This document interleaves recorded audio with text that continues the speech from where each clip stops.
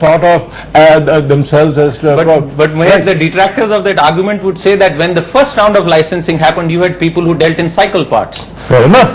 No, you're cycle parts are also about mobility. No, but be that, no, actually, I mean, it's not the pedigree, it's the use that you put it. He's not alleging anything about anybody. The main point is that we have perverse incentives for people to get into the market. So and unless you create an environment which does not attract the wrong kind of people to the market, and then create a burden on the system because they have to be allocated spectrum because it's bundled with So a higher entry fee to disincentivize non-serious players.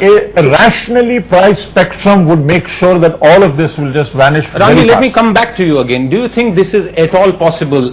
Just headline it for us. Do you think 2G spectrum can be reformed and refarmed? The refarming and the reformation can happen. In fact, that was always intended.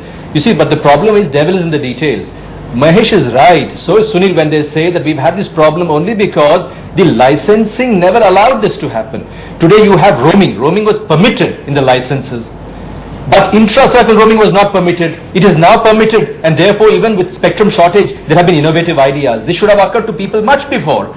Then you have spectrum trading. Therefore, originally there was a claim, why don't you allow spectrum trading? But that's because we never purchased that spectrum. Therefore, they said, how could you trade? It's not owned by you. We have granted that in tranches we will release to you. As a right that was the problem. But in UK, in the US, everywhere, you purchase, you auction, you buy, and then therefore you could trade. Therefore, that was a problem that we had in our licensing and regulatory framework. They recognized that, the recommendations also provided, but they said we weren't ready then. But now with increasing competition, with the number of players, with stronger players, it is possible we need to address this very quickly. Gentlemen, we are in the last 2 minutes of the show. Very quickly, can Kapil Sibal deliver? What should he be doing? Top 3 points on his agenda. Firstly, he should say that auctioning is the only way to go. So far, Kapil Sibal has not said that. Once you say that auctioning of spectrum is fine, remove the M&A policy as it's decided by the telecom department. Let mergers and acquisitions be decided by a competition commission. You can't have arbitrary decision making. These are my 2 top points. And any changes with regard to TRAI? No, not at all. Mahesh, make their parts, make them not recommendatory, make it mandatory for the government to follow what they say. That's a very important point. I would sort of agree with the last suggestion, but by and large I wouldn't want to repeat what Sunil has said, and that's correct. But I think one of the key things that the policy could do is to worry about the processes of the 2 departments which have really made a mess. One is the Department of Telecom itself, and the other is the Wireless Planning Cell. Both of whose processes have come under serious question and have been seen to be wanting. If they can fix that, I think a lot of this problem would. 10 seconds to both of you, Kunal and Gopal.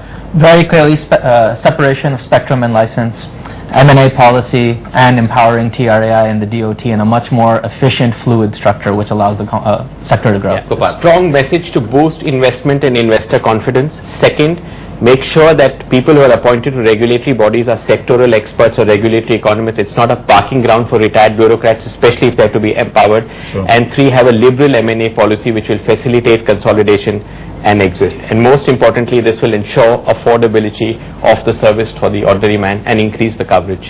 And end the policy paralysis, take decisions and get on with life, right?